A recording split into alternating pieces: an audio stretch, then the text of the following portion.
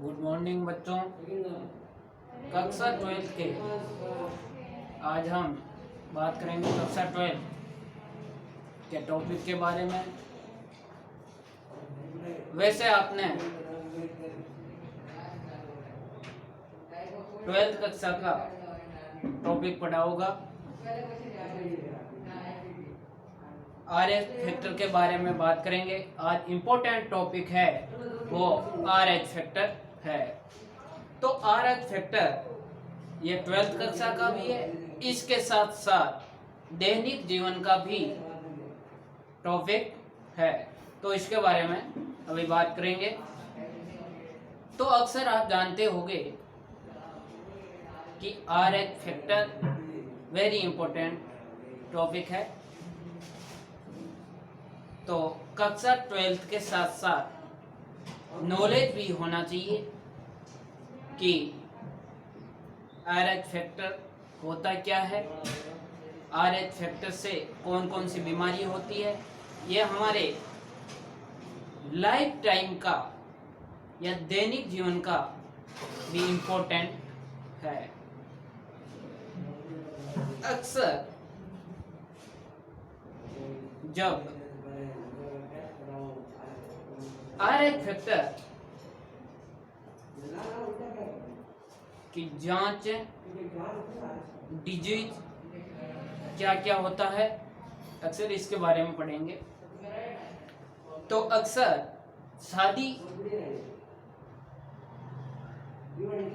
शादी से पहले, वैवाहिक संबंध से पहले अक्सर हमारे परिवार, घरों या दोस्तों की शादी में आपने देखा होगा, जब शादी की बात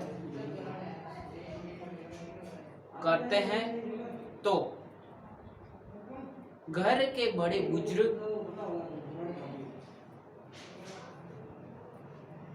कुंडली का मिलान करते हैं। भविष्य के सुखद रहने के कारण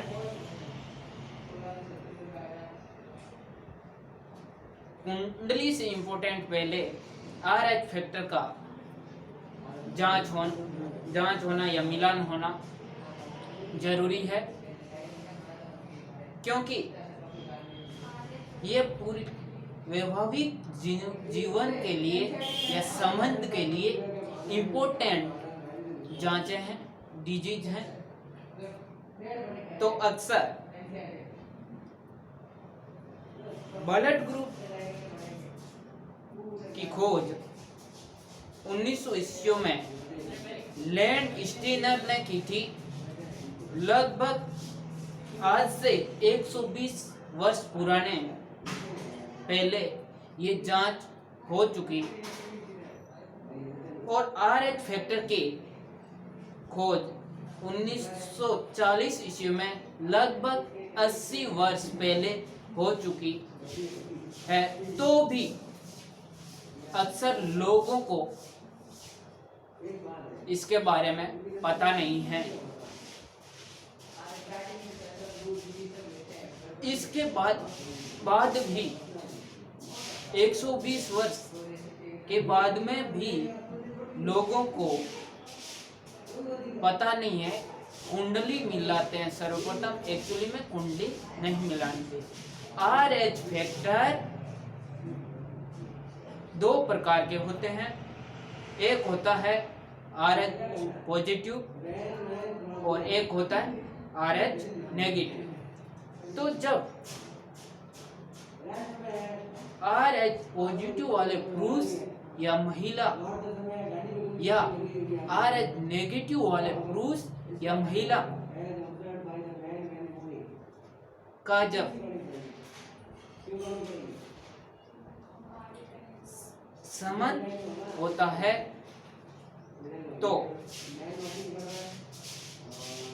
ये एक घातक बीमारी उत्पन्न होती है। इससे हमारे देश में लगभग RH पॉजिटिव के 93% RH पॉजिटिव के लोगों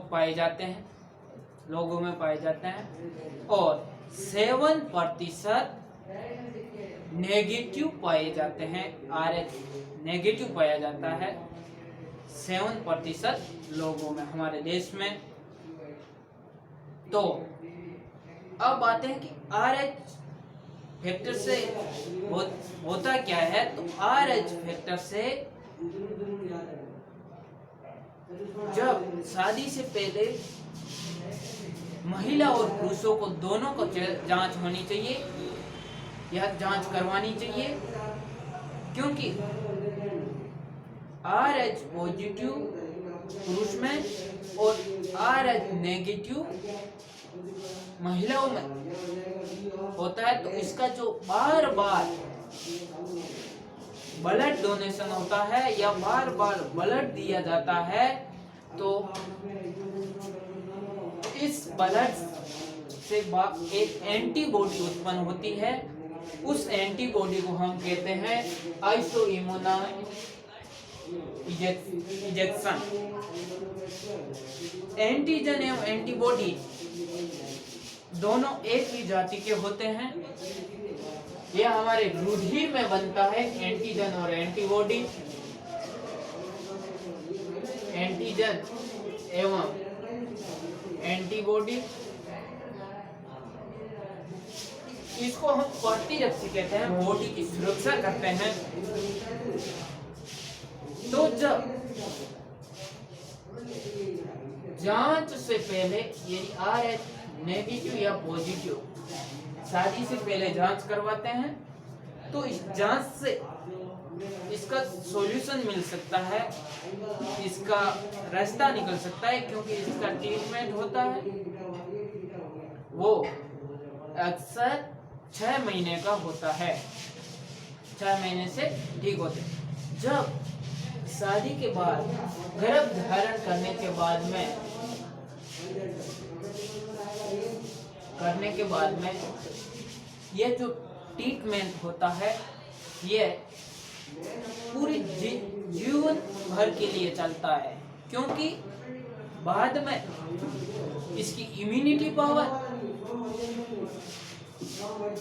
कम हो जाती है औरतों में गर्भ धारण करते हैं तब, और फिर जो बच्चा उत्पन्न होता है, जो उस संतान उत्पन्न होती है वो RH पॉजिटिव की होती है और उसकी मृत्यु हो जाती है। और इससे जो RH फैक्टर से होने वाली बीमारी है उसका नाम है इरिथ्रोब्लास्टोसिस फीटस। यह एक बीमारी है, यह घातक बीमारी है, बहुत घातक। इससे फिर जो होने वाला शिशु है उसकी मृत्यु भी हो सकती है। और गर्भ धारण या शिशु के जन्म लेने से पहले भी इसका यदि जांच करवा लेते हैं तो इसका सॉल्यूशन है। गर्भवती महिला जब बच्चे को जन्म देती है उससे 72 घंटे पहले, 72 आवर्स पहले यदि जांच करवा ले तो इसका एक इंजेक्शन लगता है, वो इंट्रावेशन इंजेक्शन है। उस इंट्रावेशन इंजेक्शन से वो बच्चे को या शिशु को, नवजात शिशु को बचाया जा सकता है। तो RH फैक्टर ये बीमारी घातक रूप है इस बीमारी का।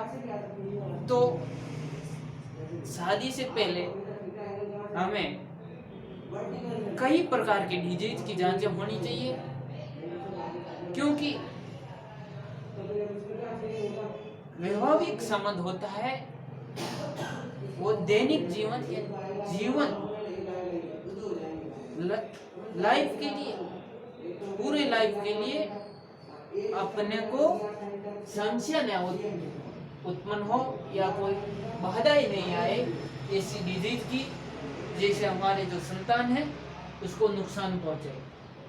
तो इस कारण जांच करवानी इम्पोर्टेंट, वेरी इंपॉर्टेंट है वो blood group plus RH factor.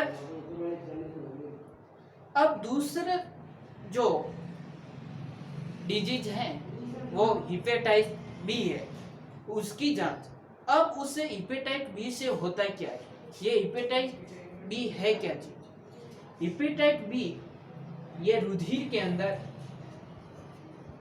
छोटे छोटे टुकड़ों के रूप में परत होती है, जिसे ये क्या करता है, एक सिपेलिस नामक बैक्टीरिया होता है। सिपेलिस नामक बैक्टीरिया होता है।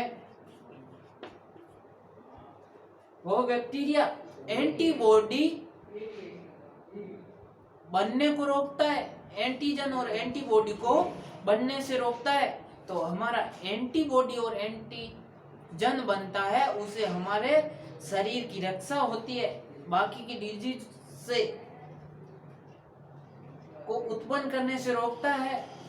तो ये क्या करता है, सिफिलिस नामक बैक्टीरिया, ये उस एंटीबॉडी को बढ़ने से रोकता है।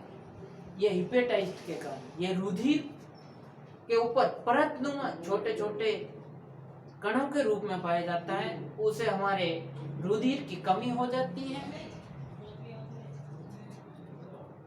रक्तचाप में कमी हो जाती है, रुधिर कम पड़ जाता है और यह हो सकता है ज्यादातर मृत्यु होने का चांस रहता है।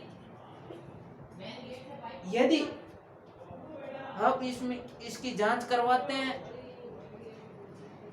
तो इस बीमारी से राहत पाने के लिए इसका ट्रीटमेंट होता है, वो 6 से 1 वर्ष का होता है। अन्यथा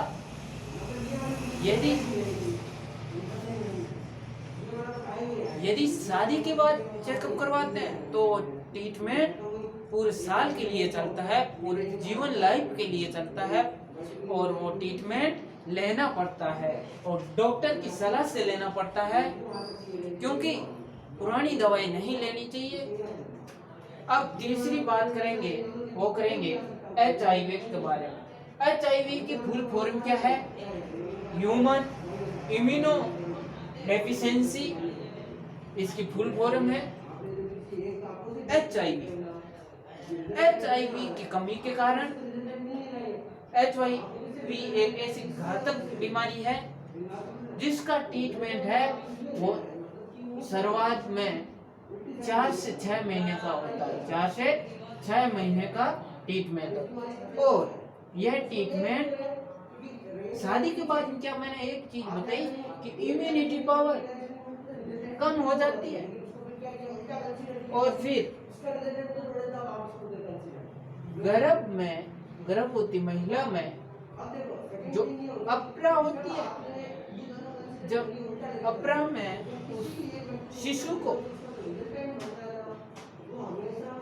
ब्लड पोषक के रूप, उसके साथ पोषक के रूप में या उसके ऑक्सीजन के रूप में ऑक्सीजन की मात्रा पहुंच नहीं पाती है, हीमोग्लोबिन पहुंच नहीं पाता है, क्योंकि हीमोग्लोबिन इसमें क्या कहा है, ये HIV का कार्य क्या है, हीमोग्लोबिन को असमान, हीमोग्लोबिन की मात्रा को असमान रूप से प्रोड्यूस करता है, प्रोडक्शन करता है। तो प्रोडक्शन करता है जिसकी कमी के कारण हमारे शरीर के अंदर रुधिर में हीमोग्लोबिन की मात्रा पहुंच नहीं पाती है। यदि हीमोग्लोबिन की मात्रा कम होगी तो ऑक्सीजन नहीं पहुंच पाएगा, ऑक्सीजन नहीं पहुंच पाएगा तो हमारा ब्लड का जो प्रेशर है, हार्ट का प्रेशर है, वो कम हो जाएगा और मृत्यु हो सकती है। तो इससे अच्छा है कि हम वैवाहिक संबंध से पहले दोनों परिवार को जांचें करवानी चाहिए, चाहे बच्चा हो चाहे लड़की हो, दोनों का जांच होना चाहिए। फिर बात करते हैं 4 नंबर, वर्डल की फुल फॉर्म है वो है वेनेरल डिजीज रिसर्च लेबोरेटरी। तो इसमें क्या होता है कि यह बीमारी है, इस बीमारी में सिफिलिस नामक बैक्टीरिया पाया जाता है और यह भी रक्त की कमी करता है, रक्त की कमी करता है, इस इम्यूनिटी पावर को कम कर देता है और जो गैसों का आदान प्रदान है उसको होने नहीं देता है। फिर पांचवी जो होती है, पांचवा टेस्ट है वो है थैलेसीमिया। क्या है? थैलेसीमिया। थैलेसीमिया क्या होता है? थैलेसीमिया क्या करता है, हमारे शरीर के अंदर हार्ट का जो दर है उसको कम कर देता है, हार्ट की दर को क्या कर देता है, कम कर देता है। और इस थैलेसीमिया का ट्रीटमेंट है वो 1 वर्ष ईयर से या वर्ष से 2 वर्ष तक चलता है, यदि पूर्णतः से संबंध बनने से पहले या वैवाहिक जीवन से पहले जांच करवा लेते हैं तो यह बचने का चांस रहता है। फिर जीवन साथी के साथ जीवन भर का या अपने होने वाली संतान के साथ धोखा होता है। क्या होता है? धोखा होता है। इस धोखे से बचने के कारण यह जांच करवाने के बाद इसमें ट्रीटमेंट से ठीक हो जाते हैं और बाद वैवाहिक संबंध के बाद में ये ट्रीटमेंट कंटिन्यू लेना पड़ता है। अक्सर क्या होता है कि अपन शादी के बाद में जब बच्चा उत्पन्न होता है या बच्चा पैदा होता है उस समय जांच करवाते हैं कि बच्चा खत्म कैसे हुआ, उसकी मृत्यु कैसे हुई, तब अपने को पता चलता है कि RH फैक्टर ब्लड ग्रुप के कारण, इसमें RH पॉजिटिव भी होता है नेगेटिव भी होता है तो ब्लड ग्रुप के कारण। और RH फैक्टर का क्या होता है, जब पुरुष का पॉजिटिव हो और क्रॉस RH नेगेटिव महिला का हो तो जो संतान पैदा होगी वो होगी RH पॉजिटिव। यह शिशु, नवजात शिशु की मृत्यु हो जाती है। तो इस कारण कुंडली से पहले ये 5 टेस्ट वेरी इंपॉर्टेंट है। जो RH फैक्टर है इसका मिलान करना जरूरी है। अपने परिवार में, मैं ये नहीं कहता हूँ, अपने परिवार में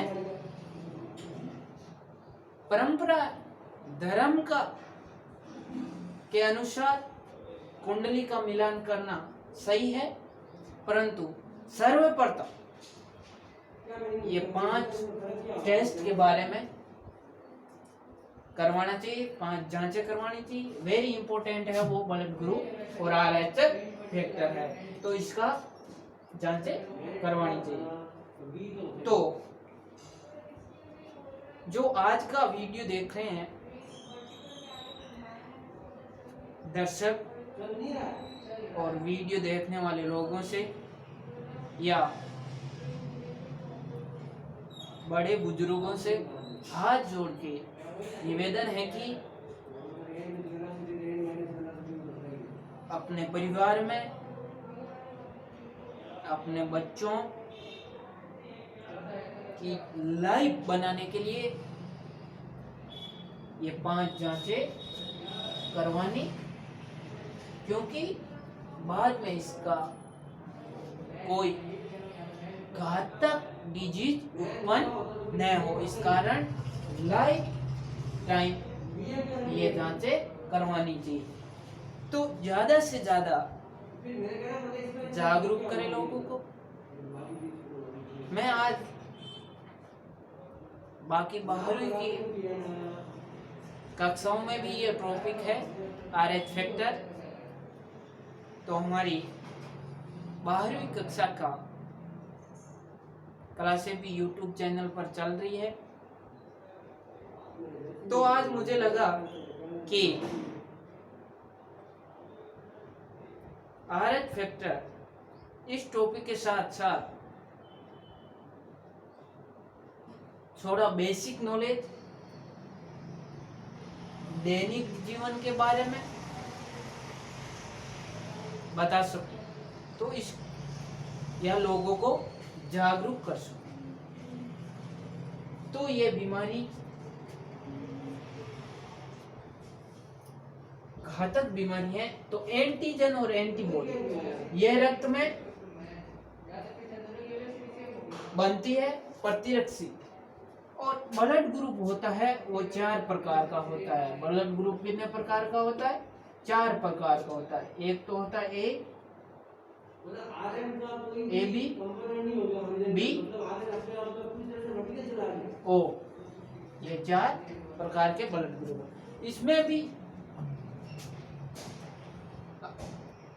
प्रत्येक समूह के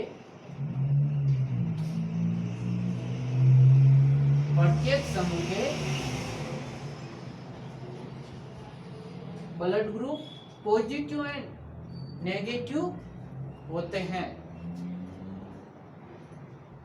तो आज मैं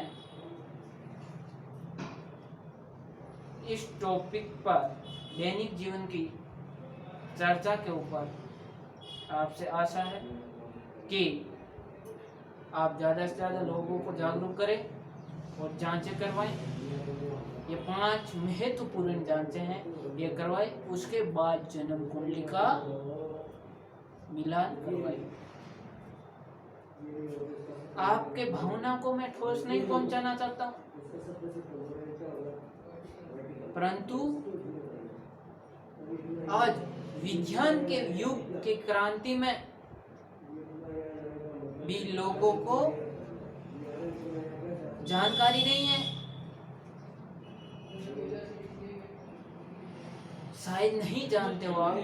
तो इस कारण मैं आज ये टॉपिक लेके आया हूँ। इस वीडियो को अच्छा लगा है तो शेयर करना, लाइक करना और सब्सक्राइब करना। इसके साथ मैं अपनी वाणी को विराम देता हूँ, अपने शब्दों को यहीं विराम देता हूँ। धन्यवाद।